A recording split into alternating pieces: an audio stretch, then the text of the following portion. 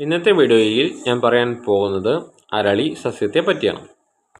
അപ്പോസൈനേസി കുടുംബത്തിലുള്ള നീരിയം ജനസിലെ ഏക സ്പീഷീസായ ഒരു നിത്യഹരിത സസ്യമാണ് അരളി.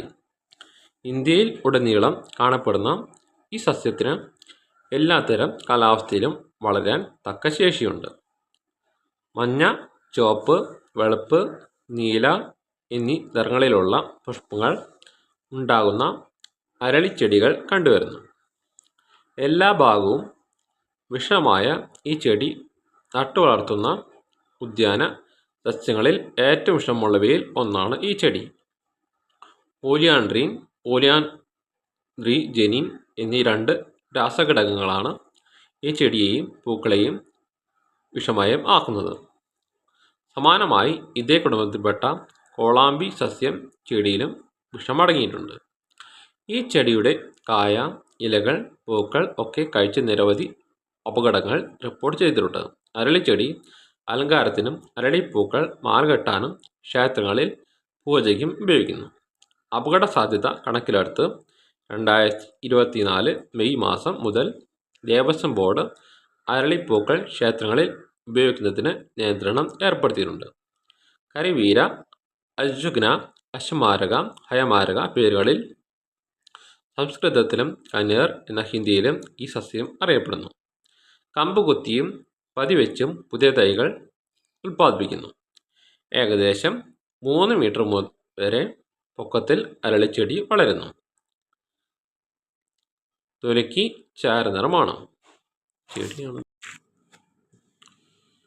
രണ്ടു വശവും കൂർത്ത് നടുക്ക് വീതിയുള്ളതും കട്ടിയുള്ളതും കടും പച്ച നിറത്തിലും ദീർഘരൂപത്തിലുള്ള ഇലകൾ ഈ സസ്യത്തിൻ്റെ പ്രത്യേകതകളാണ്.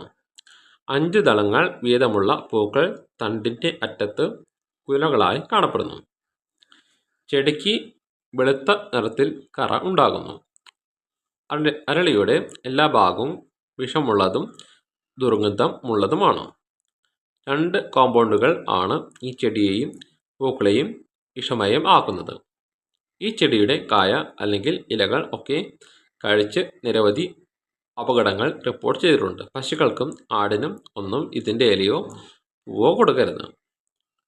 ഡൽഹി സർവകലാശാലയിലെ രസതന്ത്ര വിഭാഗം പ്രൊഫസർമാരായ എസ് രാംഗസ്വാമി, DS ശേഷാദ്രി എന്നിവർ നടത്തിയ ഗവേഷണങ്ങളിൽ നിന്ന് വേര്, ഇല എന്നിവിടങ്ങളിൽ നിന്ന് വേർതിരിച്ചെടുക്കുന്ന ഗ്ലൈക്കോസൈഡുകൾ ഹൃദയപേശികളിൽ പ്രവർത്തിച്ച് അതിൻ്റെ സങ്കോച വികാസങ്ങളുടെ ശേഷി വർദ്ധിപ്പിക്കുന്നതായി കണ്ടെത്തിയിട്ടുണ്ട്.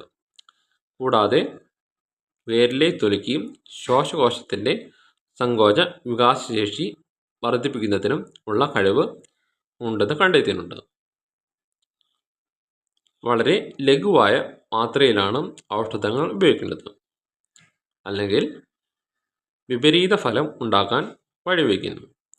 വിഷമുള്ളതാണ് എങ്കിലും ഔഷധമായും ഉപയോഗിക്കുന്ന ഈ സസ്യത്തെ ഉള്ളിലേക്ക് കഴിക്കുന്നതിനായി ആയുർവേദത്തിൻ്റെ പ്രാമാണിക ഗ്രന്ഥങ്ങൾ വിവരിക്കുന്നില്ല. എങ്കിലും വ്രണങ്ങളിലും കുഷ്ഠരോഗം തുടങ്ങിയ രോഗങ്ങൾക്ക് പുറമെ പുരട്ടുന്നതിനും നല്ലതാണെന്ന് സുശ്രുതൻ വിധിക്കുന്നു. നിയന്ത്രിത മാത്രയിൽ ഹൃദയപേശികളുടെ സങ്കോച വികാസക്ഷമത വർദ്ധിക്കുകയും കൂടുതൽ അളവിൽ ഇവയുടെ പ്രവർത്തനം മന്ദഗതിയിലാകും. അർബുദ ചികിത്സയിൽ ചക്രദത്തിൽ വിവരിക്കുന്ന കരവീരാതി തൈലത്തിൽ അരളി ഉപയോഗിക്കുന്നു. തണ്ടും ഇലയും വളരെ വിഷമയമായ സസ്യമാണിത്. ചെറിയ അളവിലെങ്കിലും ഉള്ളിൽ പോയാൽ വിഷബാധ ഏൽക്കാനുള്ള സാധ്യതയുണ്ട്. കത്തിച്ച് പുക ശ്വസിച്ചാലും വിഷബാധ ഏൽക്കാം. അരളി പശുവിൻ പാലിൽ ഡോള യന്ത്ര വിധിപ്രകാരം പാകം ചെയ്താൽ ശുദ്ധിയാകും. അരളിയുടെ ഇളം തണ്ടിൻ്റെ തൊലി വെയിലത്ത് വെച്ച് ഉണക്കി സൂക്ഷിച്ചാൽ കുറേ നാൾ കൊണ്ട് വിഷം ഇല്ലാതാകും. ഇന്നത്തെ വീഡിയോ ഇവിടെ നിർത്തുന്നു.